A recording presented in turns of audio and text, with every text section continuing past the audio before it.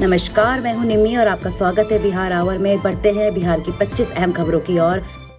IGNOU admission 2021। IGNOU ने UG PG courses में admission के लिए आवेदन की अंतिम तिथि बढ़ाई।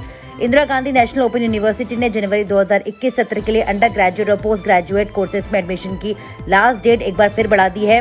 अब अंडर ग्रेजुएट व पोस्ट ग्रेजुएट कोर्सेज में दाखिला लेने के इच्छुक छात्र 30 अप्रैल 2021 तक ignu.samart.edu.in पर जाकर आवेदन कर सकते हैं। आवेदन के दौरान छात्रों को स्कैन किए हुए फोटोग्राफ, सिग्नेचर, आयोग का प्रमाण पत्र, शैक्षणिक योग्यता व अनुभव के दस्तावेज, कैटेगरी सर्टिफिकेट अपलोड करने होंगे। फीस का भुगतान credit card, debit card, net banking से किया जा सकता है। एनईटी रजिस्ट्रेशन में देरी के चलते बिहार के मेडिकल कॉलेजों की दाखिला प्रक्रिया में होगी देरी। बिहार के मेडिकल कॉलेजों में नामांकन में एक बार फिर विलंब हुआ। कोरोना की वजह से अभी देश की तमाम परीक्षा विलंब हो रही हैं।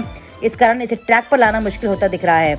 इस बार नीट की परीक्षा 1 अगस्त को होगी। इधर एनटीए की ओर से अभी तक रजिस्ट्रेशन की प्रक्रिया शुरू नहीं हुई है। हालांकि उम्मीद है कि जल्द रजिस्ट्रेशन शुरू होगा। इसके लिए 1 माह का समय दिया जाएगा। नीट का रिजल्ट कम से कम 15 से 20 दिनों में आएगा। ऐसी स्थिति में देश भर के मेडिकल कॉलेजों में नामांकन की प्रक्रिया सितंबर से शुरू होगी। अच्छी खबर, बिहार में भी शुरू होगी संपत्ति स्वामित्व योजना। पीएम मोदी 24 को करेंगे लॉन्च। बिहार में भी संपत्ति स्वामित्व योजना शुरू होगी। प्रधानमंत्री नरेंद्र मोदी राष्ट्रीय पंचायती राज दिवस समारोह के मौके पर 24 अप्रैल को वीडियो कॉन्फ्रेंसिंग के माध्यम से इसे लॉन्च करेंगे। इस योजना के तहत ग्रामीण क्षेत्रों में भूमि का सर्वे होगा, मैपिंग की जाएगी। फिर लोगों को उनकी संपत्ति का एक प्रॉपर्टी कार्ड दिया जाएगा, जिसपे उनकी भूमि संबंधित पूरी जानकारी होगी। इस प्रॉपर्टी कार्ड की मदद से बैंकों में लोन की सुविधा भी उन्हें उपलब्ध हो सकती है। उनके पास अपनी संपत्ति का एक रिकॉर्ड भी उपलब्ध रहेगा। देश में 24 घंटे में 3.14 लाख लोग हुए कोरोना पॉजिटिव। भारत ने तोड़े अब तक के सारे रिकॉर्ड। हर दिन कोरोना अपने ही रिकॉर्ड तोड़ रहा है। बुधवार को 24 घंटे में 3,14,835 नए संक्रमित मिले हैं। कोरोना महामारी की शुरुआत से लेकर अब तक एक दिन में संक्रमितों की संख्या पूरी दुनिया में सर्वोच्च है। इससे पहले विश्व में एक दिन में सर्वाधिक नए संक्रमित मिलने का रिकॉर्ड अमेरिका के पास था। अमेरिका में 8 जनवरी 2021 को 3,07,570 नए संक्रमित मिले थे, लेकिन अब इस मामले में भारत सबसे आगे निकल गया है। वेदर अपडेट, बिहार के 20 जिलों में अगले कुछ घंटों में तूफान वज्रपात के साथ बारिश का अलर्ट। पटना बिहार में अगले कुछ घंटों में मौसम बदलने की संभावना है। इसको लेकर मौसम विभाग ने अलर्ट जारी किया है। बिहार के 20 जिलों में ये अलर्ट दिन के 11:30 बजे तक के लिए जारी किया गया है। मौसम विभाग ने अपने अलर्ट में आंधी, गरज और वज्रपात के साथ बारिश की संभावना भी जताई है। बिहार के जिन जिलों के लिए मौसम विभाग ने अलर्ट जारी किया है उसमें राजधानी पटना, मधुबनी, समस्तीपुर, वैशाली, मुजफ्फरपुर, पश्चिम चंपारण, पूर्वी चंपारण, सीतामढ़ी, समस्तीपुर, शिवहर, सारण, दरभंगा, गोपालगंज, सिवान, दरभंगा, सुपौल, सहरसा और मधेपुरा शामिल हैं। मौसम विभाग के अलर्ट के बीच कुछ इलाकों में बारिश और तूफान की भी खबरें हैं। कोरोना संकट के बीच पटना में एम्बुलेंस और ऑक्सीजन सप्लायर्स की मनमानी, 10 गुना तक वसूल रहे किराया। पटना में एक और जहां लोग कोरोना की महामारी से त्रस्त है, वहीं ऐसे लोगों की भी कमी नहीं है जो इस आपदा के मौके को अवसर में बदलने से परहेज नहीं कर रहे हैं। बात चाहे एम्बुलेंस की करनी है या फिर ऑक्सीजन की, लोगों की मजबूरी का फायदा उठाकर मनमाने ढंग से पैसे वसूलने का खेल जारी है। पटना के पीएमसीएच की बात करें तो यहाँ एम्बुलेंस ड्राइवर लोकल किराया पहले 800 से 1000 रुपए तय कर लेते थे, मगर आज ये रेट बढ़कर 7 से 8000 तक जा पहुंचा है। सबसे बड़ी बात यह है कि मौके का फायदा उठाने वाले इन एम्बुलेंस ड्राइवरों का अपना एक यूनियन बना रखा है। पाटलिपुत्र सराफा संघ के अध्यक्ष विनोद कुमार अग्रवाल ने न्यूज 18 को सबूत के साथ इस बात की जानकारी दी कि कैसे पटना के ऑक्सीजन सिलेंडर की कीमत जो 6 से 7,000 रुपए होनी चाहिए थी, उसके लिए आज 25,000 रुपए तक की मांग की जा रही है। जाहिर सी बात है कि पहले से कोरोना की मार झेल रहे राजधानी वासियों की पैसों को नाजायज वसूली से लगे लोगों के तबाह कर दिया है। प्रशासन को देखना होगा कि ऐसी कालाबाजारियों के लिए और मनमाने पैसे वसूलने वाले लोगों पर कैसे कार्रवाई की जाए। एम्स पटना में कोरोना डॉक्टर्स, मेडिकल छात्रों समेत 384 मेडिकल स्टाफ और संक्रमित।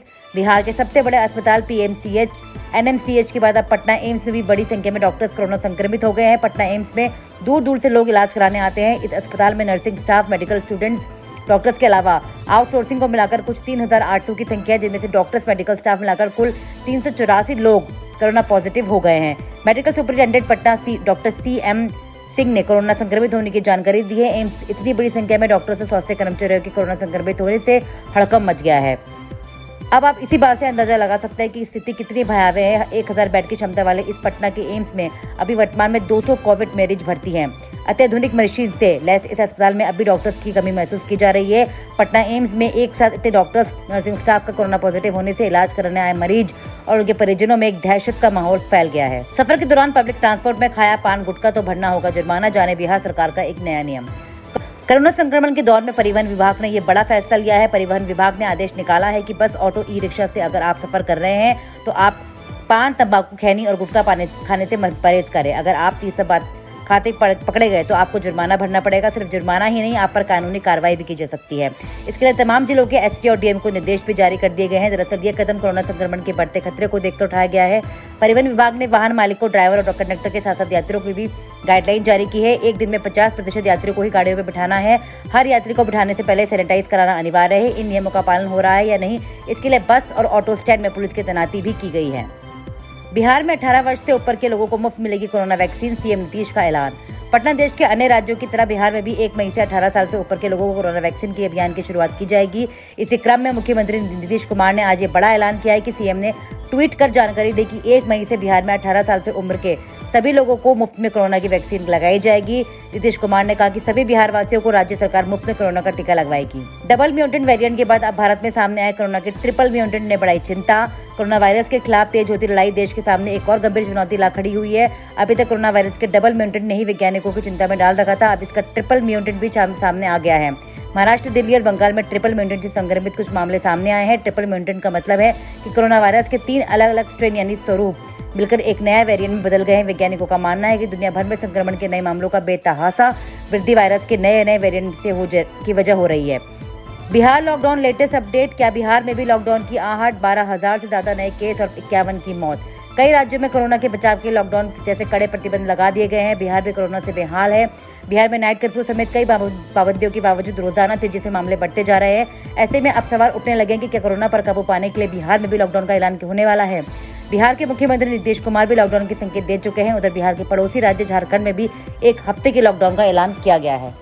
एनएमसीएच में 13 संक्रमितों की गई जान। कोरोना अब काल बनता जा रहा है। 24 घंटे में जो आंकड़े सामने आ रहे हैं वे ये बताने के लिए काफी है। इसे काबू करने का हर उपाय अब फेल होता नजर आ रहा है। बुधवार को वायरस से 56 लोगों की जान ले ली, जबकि 12,222 लोगों की रिपोर्ट पॉजिटिव आई है। नालंदा मेडिकल कॉलेज में 13 लोगों की जान चली गई, जबकि पटना मेडिकल कॉलेज में 4 संक्रमितों की मौत हुई है। 12.24 घंटे में मौत का टूटा रिकॉर्ड। 56 जाने गई। बिहार में 12,222 लोगों की रिपोर्ट पॉजिटिव। 76,746 लोग जूझ रहे हैं कोरोना से। बुधवार को जांच की रफ्तार भी काफी तेज रही। एक दिन में 1,05,980 लोगों की जांच हुई है। कोरोना बिहार की बत्ती ना गुल कर दे। बाढ़, एनटीपीसी में 92 पॉजिटिव, 3 अधिकारी गंभीर। बिहार को रोज 5,000 मेगावाट बिजली मिलती है यहाँ से। अधिकारी और कर्मचारियों के साथ परिवार के लोगों को हुए कोरोना के शिकार। राज्य में गहरा संकट है बिजली संकट। बिहार को हर दिन 5,000 मेगावाट बिजली मिलती है। यहाँ से ऑक्सीजन की समस्या अभी बरकरार है। पटना के कई छोटे बड़े प्राइवेट अस्पताल में पिछले 6-7 दिनों में इस समस्या से जूझ रहे हैं। यही समस्या बिहार को 5,000 मेगावाट बिजली प्रतिदिन देने वाले बाढ़ में स्थित एनटीपीसी के हॉस्पिटल के साथ हो गई है। वहाँ के हॉस्पिटल में एडमिट 3 अधिकारियों की हालत गंभीर बनी हुई है। इनके बेहतर इलाज के लिए बिहार सरकार से गुहार लगाई जा रही है। दिल्ली में ऑक्सीजन की कमी से हजारों मरीजों की जान जोखिम में। ब्लैक मार्केटिंग भी शुरू, यहाँ फ्री में मिल रही। दिल्ली के बड़े अस्पतालों में सैकड़ों मरीज भर्ती, वहीं छोटे अस्पतालों में कम मरीज के बावजूद ऑक्सीजन की सप्लाई ठप। भारत में कोरोना वायरस के केस बढ़ने के साथ साथ अब तक कई राज्य केंद्र सरकार के सामने ऑक्सीजन की कमी का मुद्दा उठा चुके हैं। तेज फैसले लेते हुए केंद्र ने सभी उद्योगों को ऑक्सीजन चिकित्सा जरूरतों के लिए देने के आदेश जारी कर दिए हैं। इसके बावजूद बाकी राज्यों को छोड़िए, राजधानी दिल्ली के अस्पतालों की हालत नहीं सुधर सकी है। यहाँ करीब 1100 मरीजों की जान ऑक्सीजन की कमी की वजह से खतरे में है। देश में 24 घंटे में 3.14 लाख लोग हुए कोरोना पॉजिटिव। भारत ने तोड़े अब तक के सारे रिकॉर्ड। कोरोना महामारी की शुरुआत से लेकर अब तक एक दिन में संक्रमितों की संख्या पूरी दुनिया में सर्वोच्च है। इससे पहले विश्व के एक दिन में सर्वाधिक नए संक्रमित मिलने का रिकॉर्ड अमेरिका के पास था। अमेरिका में 8 जनवरी 2021 को 3,570 नए संक्रमित मिले थे, लेकिन अब इस मामले में भारत सबसे आगे निकल गया है। हालात होते जा रहे हैं कि हर दिन कोरोना अपना ही रिकॉर्ड तोड़ रहा है। बुधवार को 24 घंटे में 3,14,835 नए संक्रमित मिले। सोने के भाव में आया जबरदस्त उछाल। 2 महीने में 4,000 रुपए हुआ महंगा। फटाफट चेक करें आज के रेट। सोने की कीमतें शादियों का सीजन शुरू होने के साथ ही एक बार फिर जोर पकड़ने लगी है, जिसके चलते पिछले 2 महीने में ही गोल्ड 4,000 रुपए तक महंगा हो चुका है। सोने की कीमतें शादियों का सीजन शुरू होने के साथ ही एक बार फिर से जोर पकड़ने लगी है। अगर देखा जाए तो पिछले 2 महीने में ही गोल्ड 4,000 रुपए तक महंगा हो चुका है। फरवरी में सोने का रेट 45,600 रुपए प्रति 10 ग्राम था, जो अब 48,000 रुपए की पार चला गया है। बीते 2 दिनों में भारतीय बाजारों में सोने की कीमतों में तेजी दर्ज की जा रही है। वेस्ट बंगाल इलेक्शन 6वें चरण का मतदान जारी। ममता बोली, खिलाड़ी नहीं हूं लेकिन खेलना आता है। वेस्ट बंगाल इलेक्शन चुनाव आयोग के मुताबिक पश्चिम बंगाल विधानसभा चुनाव के 6वें चरण में सुबह 9:30 बजे से लेकर शाम तक 17.19% मतदान हुआ है। पश्चिम बंगाल में 6ठे चरण के तहत राज्य की 48 सीटों पर सुबह 7 बजे से मतदान जारी है। सुबह से ही मतदान केंद्रों के बाहर लंबी लाइनें देखी जा रही है। चुनाव आयोग के मुताबिक पश्चिम बंगाल विधानसभा चुनाव के 6वें चरण में सुबह 9:30 बजे तक 17.19% मतदान हुआ है। इस चरण में 48 विधानसभा क्षेत्रों के लिए 1 करोड़ से अधिक मतदाता 306 उम्मीदवारों के राजनीतिक भाग्य का फैसला करेंगे। कोरोना महामारी के साय में कराए जा रहे मतदान के कोविड नियमों का पालन करने का दावा भी किया जा रहा है। कुछ पोलिंग बूथ के बाहर तापमान जरूर नापा जा रहा है, लेकिन लाइनों में लगे लोगों के बीच सोशल डिस्टेंसिंग की अनदेखी सुबह से ही देखने को मिल रही है। दिल्ली हाईकोर्ट ने खारिज की व्हाट्सएप फेसबुक की याचिका, नई प्राइवेसी पॉलिसी के खिलाफ जांच रहेगी जारी। दिल्ली हाईकोर्ट ने व्हाट्सएप की नई प्राइवेसी पॉलिसी के खिलाफ सीसीआई के जांच के आदेश को रद्द करने की फेसबुक और व्हाट्सएप की याचिका को खारिज कर दिया है। दरअसल व्हाट्सएप और फेसबुक ने याचिका में सीसीआई की कई निष्पक्ष नीति के जांच के लिए जारी आदेश की चुनौती दी थी, जिस पर 14 अप्रैल को दिल्ली हाईकोर्ट से सभी पक्षों को सुनने के बाद इस मामले में फैसला सुरक्षित रख लिया था। वहीं अब दिल्ली हाईकोर्ट ने व्हाट्सएप की नई प्राइवेसी पॉलिसी के खिलाफ सीसीआई जांच के आदेश को रद्द करने के इनकार कर दिया है। बता दें कि सीसीआई ने अपना पक्ष रखते हुए कहा है कि व्हाट्सएप द्वारा ये एक तरह से बाजार में अपने दबदबे की स्थिति का दुरुपयोग करते हैं। इसी कारण सीसीआई ने व्हाट्सएप की नई प्राइवेसी पॉलिसी की जांच के आदेश दिए हैं। भारतीय प्रतिस्पर्धा आयोग का कहना है कि विज्ञापन के लिए अपने उपभोक्ताओं को डेटा को अधिक से अधिक इकट्ठा करना और उसका उपयोग करना पूरी तरीके से गलत है। ये सीधे तौर पर अपने प्रभाव का दुरुपयोग है। रतन टाटा ने अर्थ डे के मौके पर की स्वयंसेवकों की तारीफ, बोले ये हमारे समर्थन और मदद के लायक है। टाटा समूह के अध्यक्ष एमेरिस रतन टाटा ने पृथ्वी दिवस के अवसर पर स्वयंसेवकों और संगठनों की सराहना की जो हमारे ग्रह की रक्षा, संरक्षण और लड़ाई के लिए काम कर रहे हैं। 83 वर्षीय रतन टाटा ने आज सुबह इंस्टाग्राम पर उन संगठनों व्यक्तियों को याद किया जो पर्यावरण के लिए लड़ रहे हैं, या तो उन नवाचारों के माध्यम से जो पर्यावरणीय रूप से टिकाऊ है या महत्वपूर्ण मुद्दों पर जागरूकता बढ़ा रहे हैं।